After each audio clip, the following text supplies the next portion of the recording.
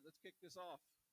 My name is Jeff Alexander. I've been a CPT for a whopping 21 years, so I haven't got to my pins yet. Don't get to walk up for the awards. But anyways, this is about transitioning from analog dentures to digital. How many are doing digital dentures? Anybody? A couple of you? Yep. Did you start with like an Avident back then? Anybody go with Avident? A couple of us? Yep. Any of you still with Avident? Okay. I started out just like anybody else. It started out as a denture tech, obviously analog, split packing. I inject now with Ivoclars, Ivo base. I've had the Ivo cap. Um, you know, but the split pack, we've all done that. Some of us have injected, some of us cold pour, pure them out like that. Um, done all that. But I ended up into digital dentures with Avident. Robert Cryer, Dr. Wagner, a bunch of those folks. Mike Suris was with Serona at the time, and of course Serona was big into Avident and kind of helped push me into that. I was at one time their top producer in quantity and quality, and I say quality very loosely and lightly because I see a few of you raise your hands with Avident, and I have a feeling I know you ran into time issues and potentially quality and aesthetic problems. And that's how I went from analog to digital, and I'm back to analog again. I don't do volumes. I'm a small boutique lab, two people, me and one person, and I don't do volumes, and so I don't run enough volume, in my opinion, for me to do digital. Printing or otherwise, I can't make the ROI pay in print and or milling, because my mill would sit there and mill for hours, one puck. When I was finishing that puck, the other puck was in there for several hours. My mill was tied up all the time. I was losing money when I could have been milling, Emaxes, things like that. And so I just couldn't figure out how to make digital work in my lab. These guys, Trey has his own. He's going to be telling you how it does work for him. Mike the Carbon, he'll tell you about the carbon printers and how things are evolving. And I know it's evolving, but I yet have seen it where it's going to fit my small lab. But, like I said, some of you are wondering, probably, do I ever go to digital? What's it going to cost me to go to digital?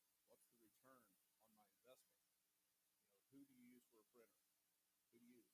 I don't have any recommendations, obviously, because I'm back to analog. But these guys have some ideas. They have some recommendations. Is it for you? Is it for everybody? Probably not.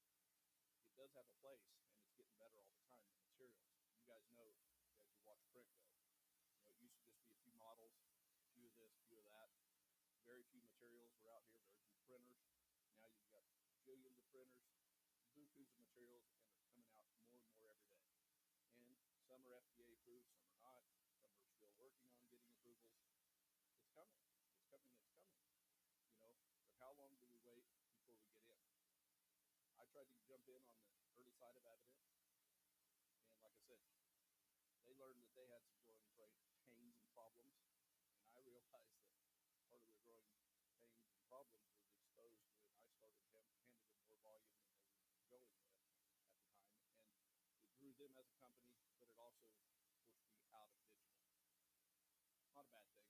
Not a bad thing at all, but that's how we came to this panel. Dr. Bowie couldn't be here. He had a little more of a presentation, and we asked Mike and Trey to kind of give their testimonial of why and how they're and what they're doing in digital that does work for their labs. They're not just doing digital dentures and everything. They're doing a little bit of everything. But on my take, it just didn't fit me. And like I said, it's an opinionated thing, but it was a volume thing. If that printer could have been running prints, 12, 14, 16, 18 hours a day, I think I could have made it work. But when you're only producing 25 dentures a week, like me, that I kept my aesthetics, kept a lot of things in, but I'm also an in-house lab. So I really, have a different insight because I was walking over, watching all my digital go in the mouth, and then I was realizing the problems of aesthetics.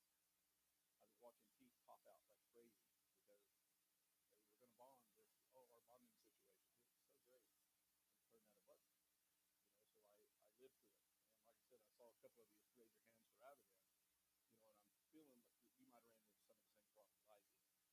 And cost. It wasn't very cost effective, in my opinion, because I was paying like a couple $150 an arch. When you guys know what you do for analog, you guys can do the math, and it just financially wasn't working for me.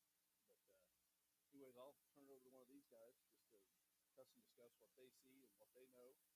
And the biggest thing here is, since we really don't have a presentation, if you guys have questions on things, like I said, these guys know more about materials than I do of that stuff, that's for sure.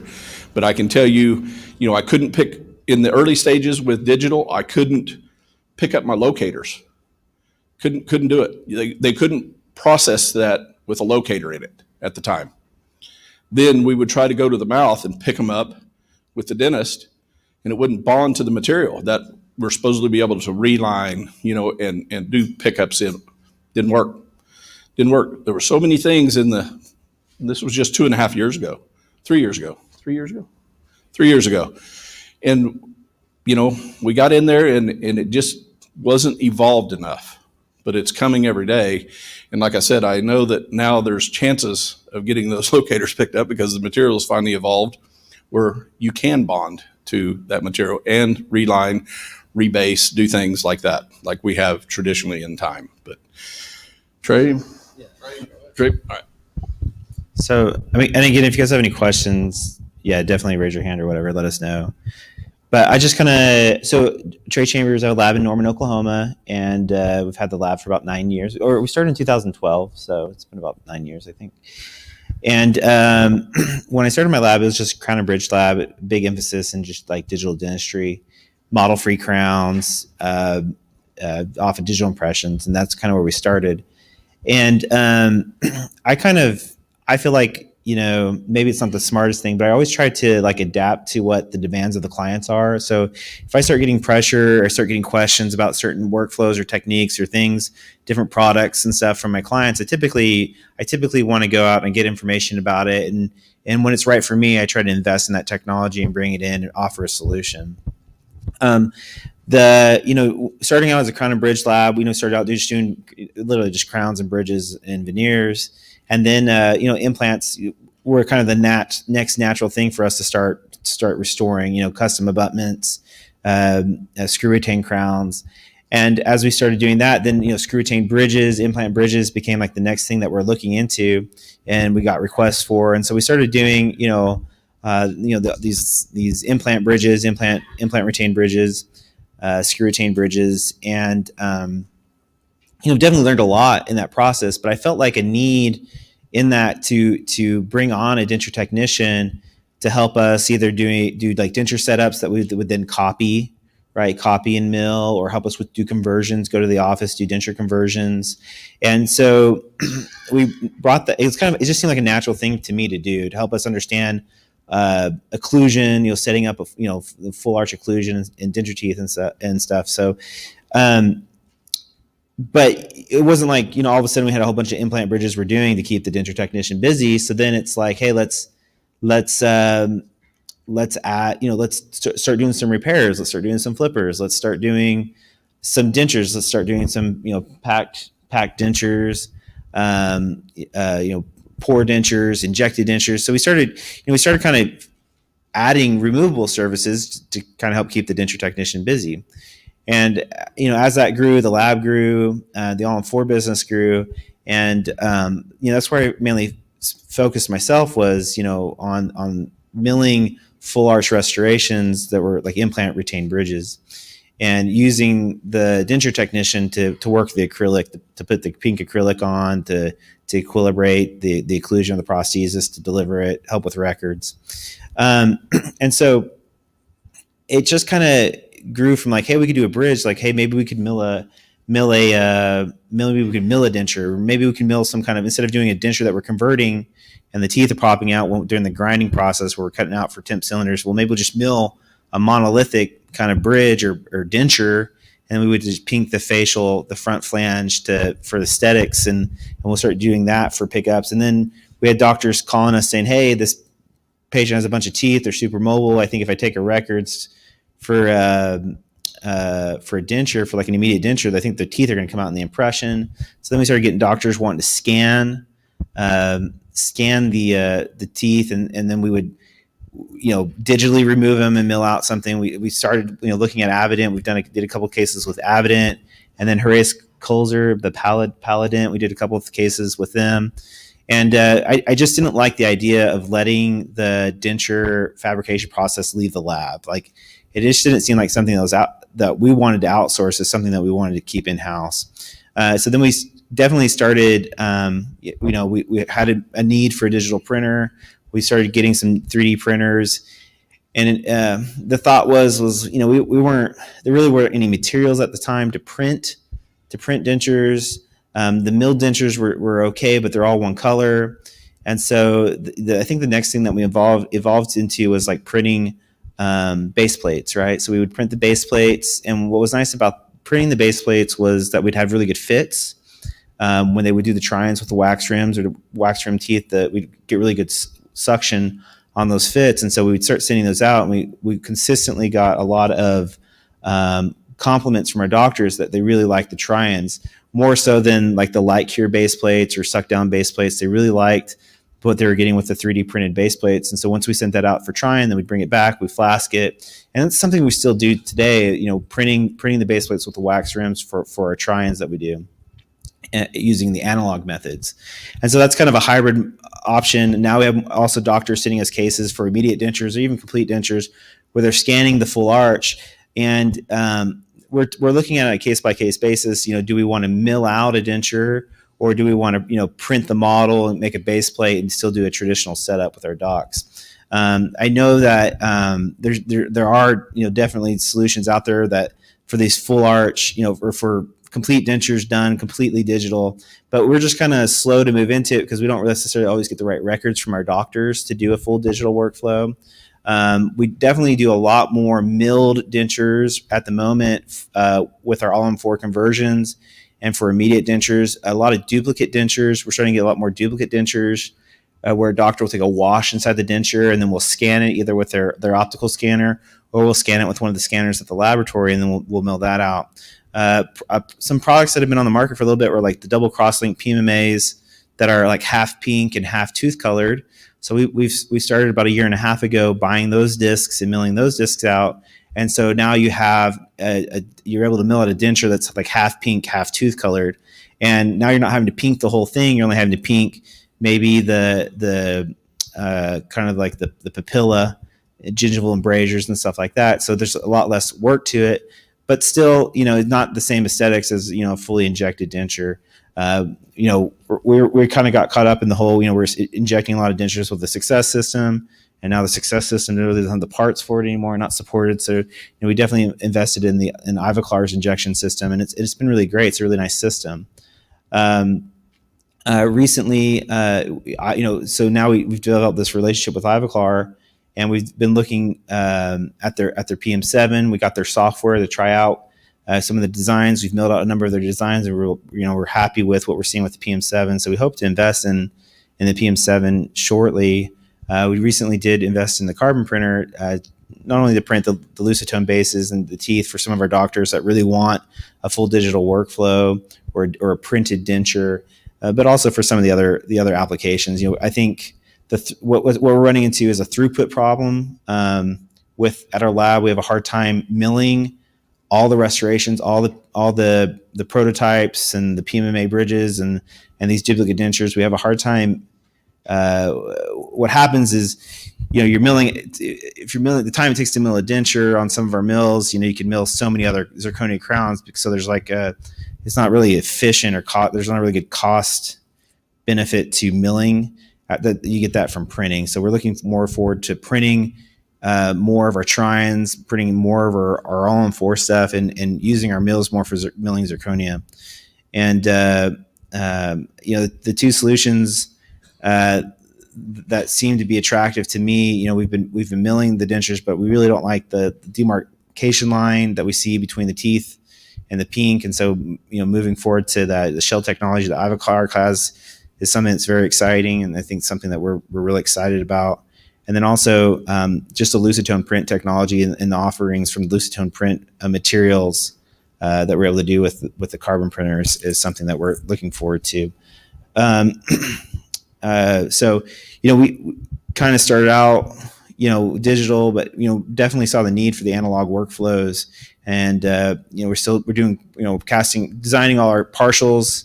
We design all our partials on the software, then we print those patterns out and we cast them, and we still process our partial dentures kind of in a more kind of another hybrid type technique where it's part digital, part analog. So I think we have about, as far as our denture technicians now, we have five denture technicians. They have 2 kind of model room helpers and kind of a like a administrator. So we have a pretty good operation going, and it's definitely grown from nothing to something where we're able to do a lot of work, and we do incorporate. We do a lot of repairs. We also incorporate the cold cure, the HIPAA acrylic cold cure process for doing dentures and rebases and stuff. But that's kind of been my journey and kind of what we're looking forward to in the future.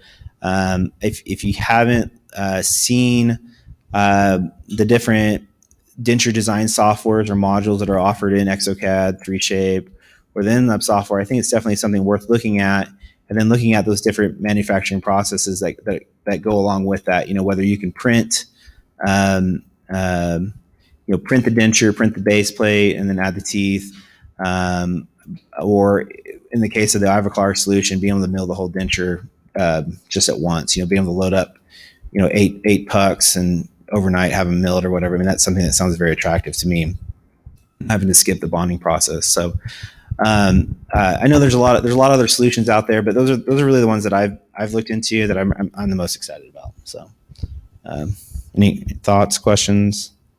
Did I miss anything? I got a couple guys from my lab today. I mean, did I miss anything? So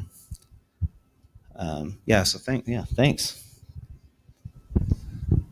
All right. How's everybody doing today? Woo! Keep it down, people, please, please. I'm Mike Saris. I'm with Carbon 3D. I've been there for 2 years now. I'm also a 3rd generation lab tech. Sorry, not a CDT. Too busy at the bench. We can legally say I started there at 15 per the child labor laws of Indiana, but we can say it's much earlier than that, as I'm sure a lot of you can agree with. So I guess the question comes down to, is digital dentures ready? Is it for everybody? Is that kind of what you guys, that's where we're at. I would say, are they ready? Yes. Right now, and this is not a plug for Carbon, even though I work for them. I'm here on behalf of the DLAT board. But I'll speak to what I know. The Lucitone digital print material is high impact. It's through the ISO standards. At room temperature, it's over 1,500 joules per nanometer. When it warms up in the mouth to body temp, it goes to 3,000 joules per nanometer. It's the strongest denture material on the market today. If you Google videos of different labs, Absolute being one of them, they drive over them with a Ford Raptor and they don't break. I challenge any press packed or injected or any milled to do that, because I've yet to see one live through something like that. But aside from that, are they ready? I would say yes, because we now have material. We now have a reliable production solution, and we also have aesthetics. Is it for everybody? At scale, Jeff hit on that really well. If you're doing 5 or 6 a day, could you own your own printer or your own mill? Could you produce in-house? Yes, but you also have the option of working with the great people at Argon, Core 3D, or Aurora out in New York, and outsourcing with them. There's options for everybody. Do I think everybody should be into digital dentures? I would say yes. just about any lab you go into today, depending on the amount of people in the department, in the removable department, you can almost tell how many dentures a day they can produce. If you walk into a denture lab and they've got 10 technicians, on average, they're producing 40 dentures a day. Each person in a removable department equates to about 4 arches per day production. Is that pretty accurate? Pretty close. So, in the same thing, if you can, and if this is true, if you answer this question, you raise your hand, run out of here quickly. But does anybody have a good, reliable place to pick up a new denture tech today? Yeah, I haven't seen a hand go up yet. It's all about scalability. It's all about being able to produce more with the people you have. A lot of times the fear is that digital is going to replace people. And what I tell people all the time, technicians are artists. We're all artists. We all put our art on canvases, but right now technicians are paid to make the canvas. There's not a lot of money in the canvas. There's money on with the art that goes onto the canvas. If we can take a 10-person denture lab and go from 40 dentures a day to 100 dentures a day, where people are now, instead of sitting there flasking, injecting, press packing, dealing with flash, dealing with porosity, dealing with a tooth that came out of it, and they're going over and digitally designing it, fusing them into place with the system or milling them, then you can get the scalability up and become more efficient. How many labs here today that do dentures feel like they have enough time in the day to get all their work done and have time to go enjoy their families? Yeah, the crickets again. What digital is it's the tool. We went through the digital revolution in Crown and Bridge. We've gone through that. PFMs are still very viable. Full casts are very viable, but the vast majority is milled or is pressed with Emax or milled with Emax. And I think the digital revolution for dentures is here now, and the wave is starting to crest. Yeah, I guess that's anything, Jeff. Yeah. That's kind of the deal. I tried to figure a way to increase volume in my lab, but I couldn't increase the volume well enough to pay for digital. This guy he's still looking at technology every day. I watch him and multiple other people that some are in this room, some are not. I watch what they're doing too, because I'm interested to go back to digital, and I do single units with the Sirona MCXL. I still burn a ton of Emax, single unit restorations right there in-house. Works perfect. Still going great. I know there's a million mills out there. I know there's other systems and ExoCAD and 3D, for all your scanning stuff. I've never used either one of those systems. When I went with Sirona 12 years ago, I've just stuck there because it works for me. Like I said, the systems are out here. They're coming on there. But like I said, the materials, I agree. I'm impressed with the Lucitone 199 print. Enamored with it. But I still can't figure out how to calculate and make those things work for me. But like I said, if you're running some volumes and you got big enough departments and things like that, some of these companies will come out and set you up for a little while, to try to sell you their printers, to try to sell you their materials, to try to bring you on board to this digital removable world that we are going into faster and faster every day. And, like I said, is it for everybody? We know for a fact not yet, but it's coming faster. And I know a lot of you are interested in it when you're walking around down there looking at everything that everybody had for printers and materials and things. And yes, some of those people down there you could engage and farm everything out to. Maybe that works for you. Maybe you can find a way to mark it up well enough to farm it out to those folks. And that's all what's coming out here. And it's easy. It's getting easier for doctors to scan in the mouth. And all that soft tissue now, we're getting better with scanners. Used to, they couldn't scan an edentulous mouth. It's coming. It's almost here. Well, a lot of people are doing it. What's their success? Do you have people doing full arch edentulous? Yeah. So he has some people doing it. And, I don't know if you end up any remakes or anything crazy because it just didn't scan that well, or if it ends up relined.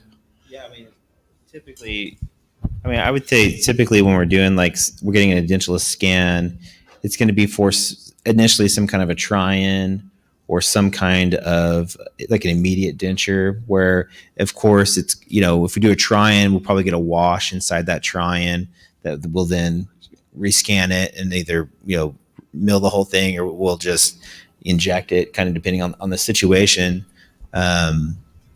Thanks. My take on the digital stuff is digital dentures is I don't see it being right away today for my lab a solution that's going to replace every removable prosthetic that we do. But I do see printed dentures being a good solution for like immediate dentures. For some of the all-in-4 stuff we're doing, I see it kind of going in and helping us be more efficient just on certain processes. I think it's going to be really hard, to take 9 technicians and say, okay, we're going to redo all of our workflows today. But I think there's a place for it that we can add one workflow at a time and over time transition into more and more digital processes in our lab. So I think it started out definitely with the partial frameworks, splints and night guards, the base plates. Just getting that stuff digital has helped save tremendous amount of time at our lab and help make our technicians much more efficient. And I think with the different types of teeth libraries that are now available in the different softwares to where we can start printing base plates and then bonding in teeth, it seems like that's a next natural solution. We just got to figure out, is that considered a premium product? Is that considered an economy product? Do we do it for me, it seems like it's a safe bet to do it for immediates. I think the thing that's attractive about the Lucitone materials, the way I understand it is you can reline it with the HIPAA acrylics and stuff. So that was a big question for me, but I think having that, knowing that we can do something like that with it, it seems like immediates are probably the next thing that we're going to incorporate. So, Tom Musing, thank you for showing up on time.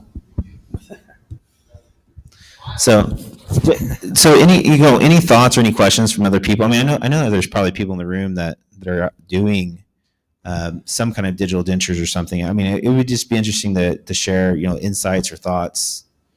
All right, I'm gonna call on someone real quick. Brock, would you be willing to share your digital denture? Because I know you guys are starting to dabble into them and want to hear where you're going. We do a little bit. We haven't done too many. We've been just experiencing or practicing with a few doctors. We were in the same issue. I mean, we weren't familiar with the reline process. We talked with Jimmy a little bit, and he's a supply rep. And so we started relining stuff with him, and it's working pretty well. But yeah, as far as, I mean, we've had a few doctors. You can't get the fibers in it. And so just a little less realistic. I mean, as far as the teeth popping off and how strong it is, it works really well. But just the lack of fibers and then our little experience with relining just kept us where we haven't done too many. But from this show, that's actually one of our main reasons. We wanted to get more involved with the Awesome, I appreciate that. And that's what we saw. Relines, things, and picking up things in the mouth if you needed, a clip on a bar or anything else. You just couldn't pick that stuff up anymore. So ran into some problems. I know Paul over here asked a good question. He says that he gets asked, and I'm sure you guys do too, and there's ways to duplicate dentures. Cold pour them back, because they want, hey, can you make me a denture just like this one? Print, you can print one. I mean, it's just scanning that thing in. Have the doctor take a wash, you scan all that in, and yes, it can duplicate that thing so close it's scary.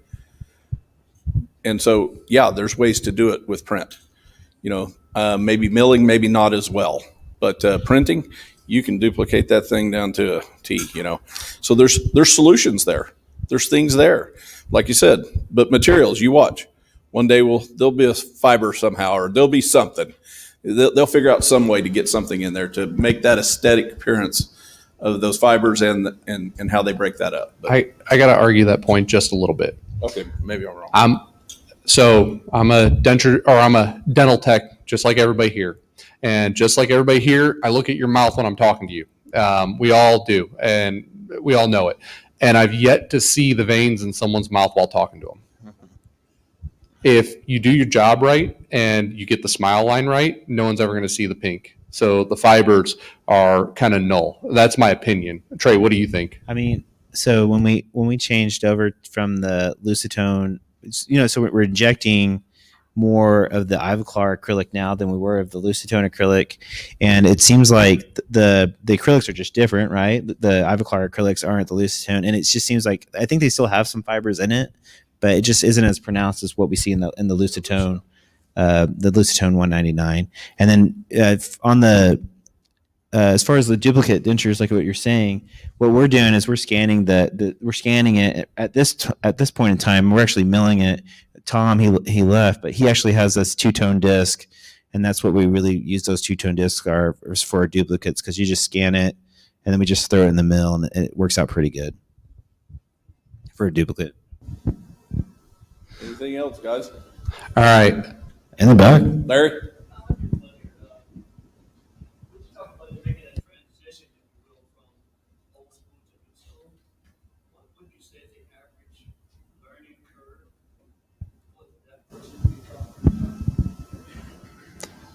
So if I heard the question right, going from old school to new school, what's the learning curve going from analog to digital?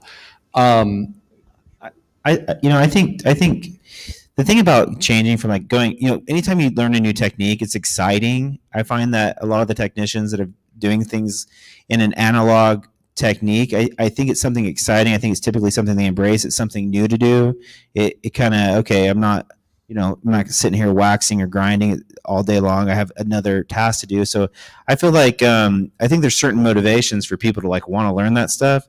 I think definitely like, I don't know what you call it, computer competency or technology competency, old dog new tricks type stuff. Sometimes that can be the biggest barrier. I think sometimes it's just either someone's desire to actually want to learn a new trick, or have the foundation to be successful, picking up the technology. So I think, just depending on who you're talking to, I think we were talking about this earlier in another lecture or course. Some things younger people can pick up a lot faster than older people, but then all the wisdom and experience that an older technician might have, the newer technician's not going to have. So there's definitely, if you come to our lab, you'll see we have really young technicians and we have really old technicians, and it's a good marriage. The boomers and the generation Yers or whatever, they're all getting along really well, helping each other out, all be successful at the lab. I think it's pretty short in my experience. How many are just scanning for crown and bridge, anything? How many people just run a scanner? Several, okay?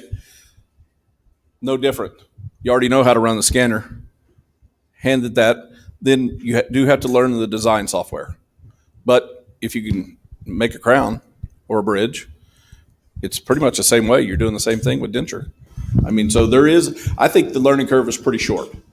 And like he said, some pick it up a lot faster than others, but I think anybody could really sit down and once they paid attention, because you have your knowledge, whether you're a crown and bridge guy or you're a denture guy, you have the knowledge of tooth morphology. You understand some occlusion, you understand it. And it just comes pretty quick, especially after a couple, you get somebody to come by and show you once or twice, and now you can start pedaling that bike the same way they just pedaled it in front of you. And I think it's pretty fast. And I would say today you have more options on how to learn. Back, 5-10 years ago, it was do or die. You bought a system, they came in, they showed you how to use it once, and then they left. And you're sitting there. Well, Full Contour came along and put that on its head. If you can at least scan, you can have another design company design for you and do what technicians do best and reverse engineer it. Pull it apart, look at it, play with it. It's a digital file. You're not going to hurt it. You can always go back to what you had before. So the learning curve today is getting less and less. There's a lot more YouTube videos. There's a lot more resources online to be able to learn how to do things like that. And I think Jeff nailed it right there. And Trey, if If you want to learn it, you will. You'll bear through it and you'll figure it out and you'll make it work. But there's a lot more resources today to make it easier on you. Great question, Larry. Thank you. Yeah, thanks, Larry. All right, who's up next to bat? I'm gonna start calling on names here. I know way too many of you not to. Tim, I'm looking at you. Yeah.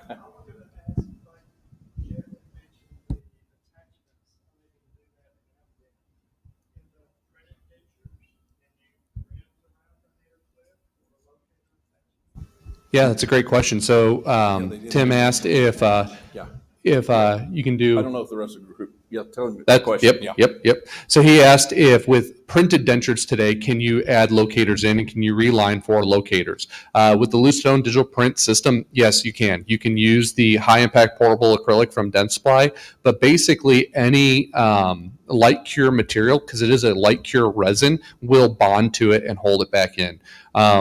It's more what you're used to, and if you're doing it chair side or if you're doing it on a verified model, different things like that. Is there one that you can mill it and leave it in there? There's no way to mill in a locator in there. And I don't think there's a way to print and have it, because you can't put it inside where it needs to be printed. You can't put it inside where it needs to be milled. So you're going to have to go to the pickup. It's got to be done. I don't know of a single system, and it might come out somewhere weird way that I can't even fathom right now. Yeah. It might happen, but no, the only way you're going to do it's a pickup. But we do have materials that will bond to it permanently and hold it in the mouth permanently. I said the evolution of materials. That's what it's down to now. It's just the way it's going, and it will continue. Yes, sir. Do you have a composite for those pickups on those attachments, like a quick up that goes with that loose stone in it? So there's a few things that they're working on. Being a light curable resin, other light curable resins will bond to it. There's nothing official out today, but I guess to be announced soon. We should have a few answers for you there soon. That's a great question. Thank you, Tim. Yeah. Anybody? You're allowed to ask more than one question. Yeah, you're allowed to ask more than one. All right, Barb, you're up next. Got to come up with a question.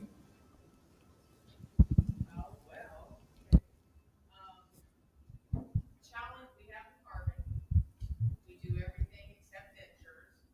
The challenge has been with me. I'm a denture technician. We're a full service lab. The reason why I have not moved towards the dentures. My son is CAD/CAM. He's a wizard at it. They want to go. Personal opinion here. You have to be $1 million lab to afford this equipment. That's the negative.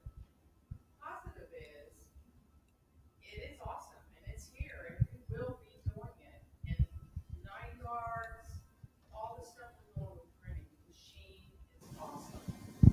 I appreciate that. All the printing is awesome. The challenge is when we get a printed model, Trey, you're probably going to agree with me on this. Assistants, doctors that are scanning full arches, different systems, you'll get stitching, you're still asking for new impressions. You still have to come back and rescan. That's right. You still have issues with that. You're spending a lot of time, Trio, Serona, you're spending a lot of time training. Again, that I just don't ever foresee.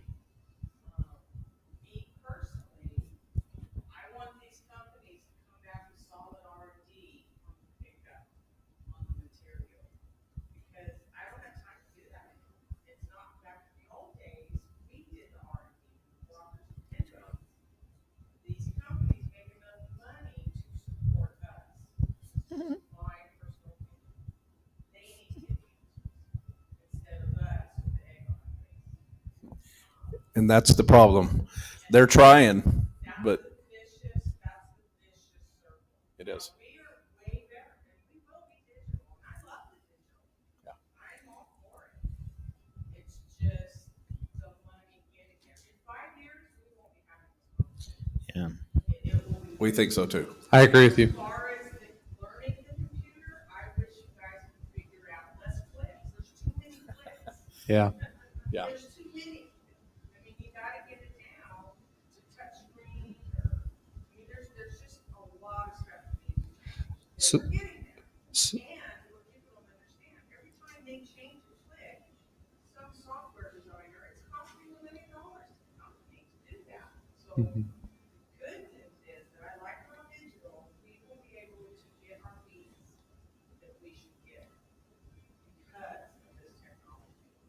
Yeah. So that's the positive. That's, I mean, Yeah. there's a lot of positives. It's just, there's a lot of frustrating on it.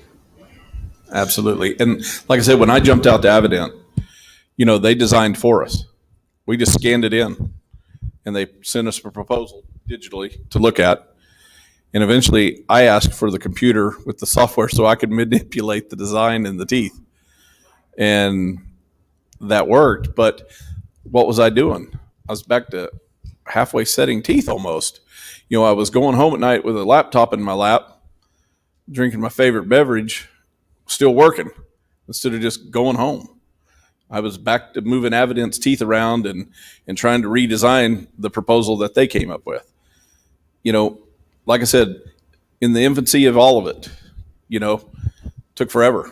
In 1998, when I was at the UT Health Science Center going through the lab school, when I saw Sirona systems sitting in there, basically that was a lot of beta testing, sort of, so to speak, in the United States.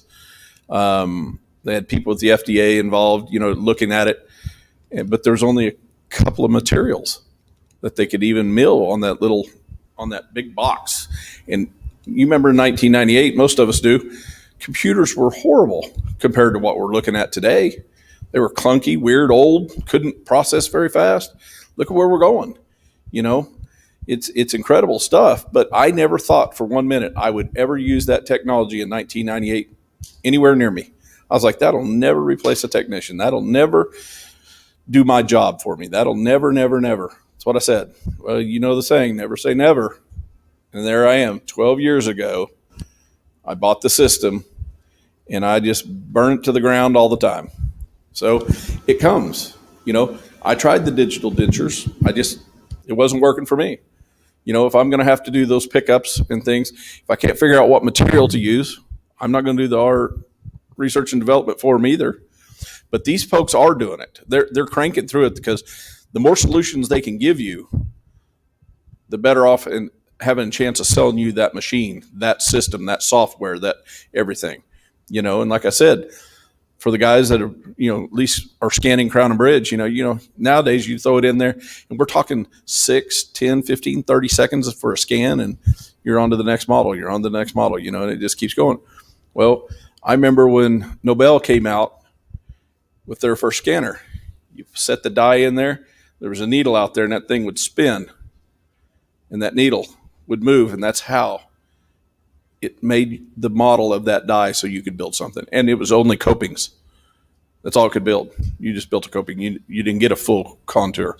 So things have changed, obviously. And like I said, I want to do digital dentures one day, and I know I will be.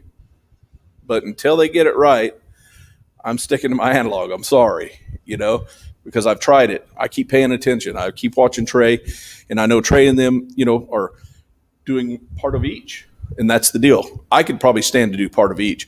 I would love a printer sitting in there, and I could have a Formlabs or some other printers and Vigitex and things cheap enough that I could be printing my base plates and I could be doing things like that. There's no doubt. It has a place for you, and a lot of it would work for you. And it's not really a training timing-wise because you could train really fast.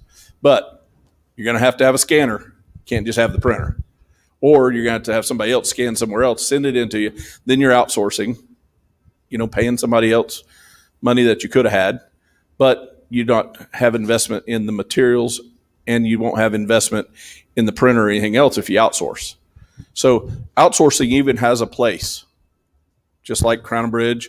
If you're a lab and you don't do Crown and Bridge or you don't have removable, you guys know how to outsource. A lot of us do anyway, and a lot of us do some of it. And everything has a place, a time, but the thing is money. That's all we're here for. We're trying to figure out how to improve our life quality wise. Give us some time at home, see the family and kids, do some things like that, but make money while we're doing it. And like she said, she's found out it's expensive to have a 3D printer sitting in there, and it takes some money to make it twist.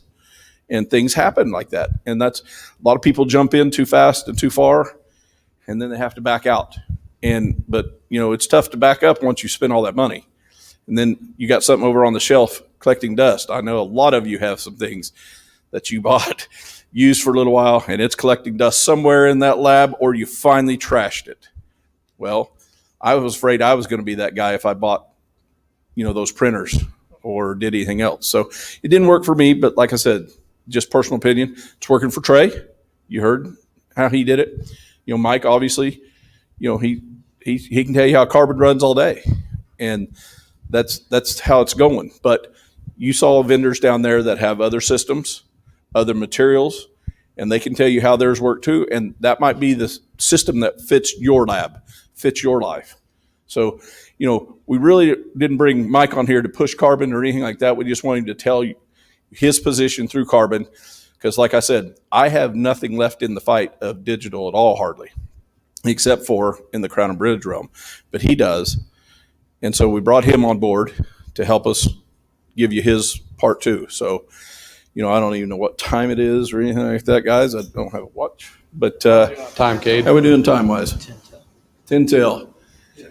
How about some more questions or kick you out and send you home? Brock, what's going on?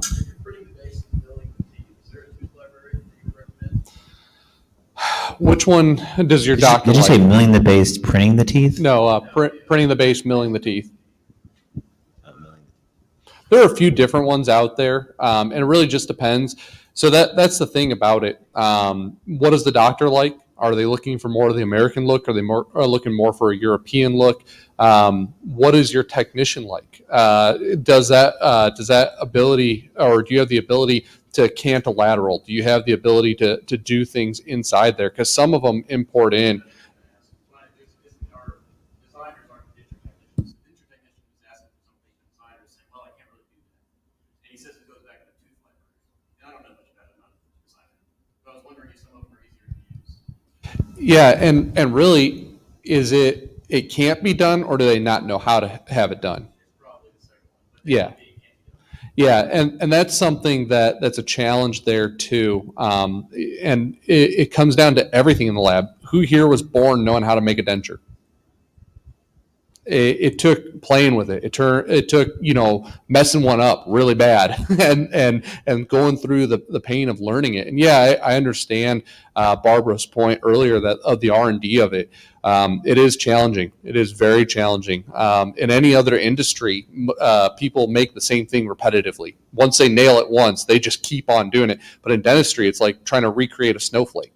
There's no one that's the same. So there is a lot of R&D, but that's what makes dental lab techs great.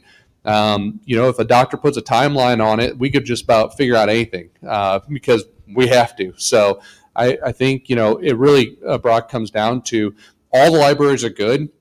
Maybe get with Spencer Watkins at 3Shape and talk to him about how to do that. There may even be YouTube videos, but I'm sure there's a way to make it work for you. Anybody else?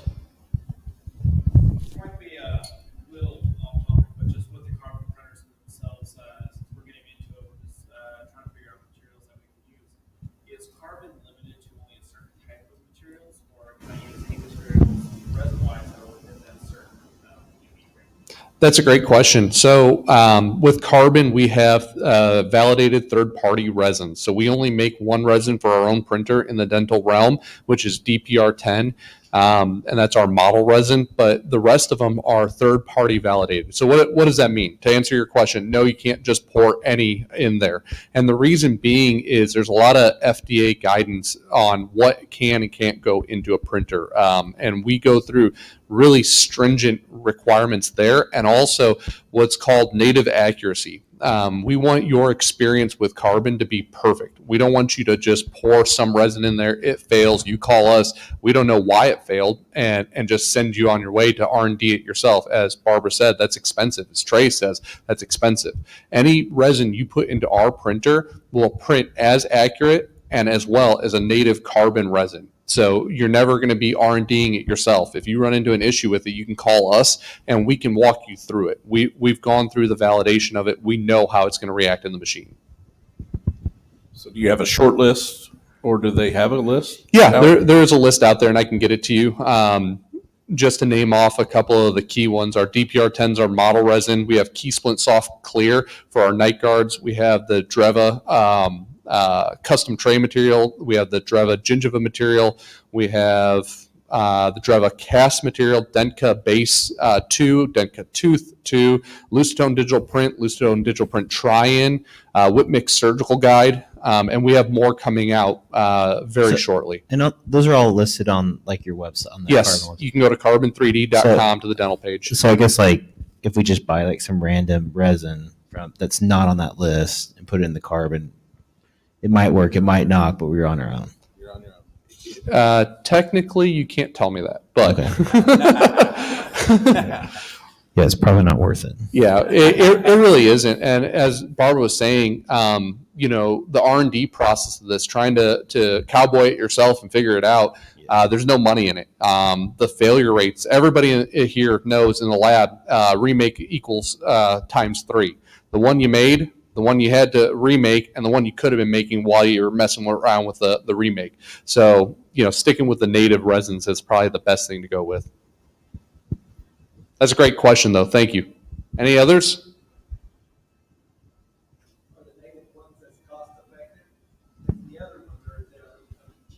I'm sorry?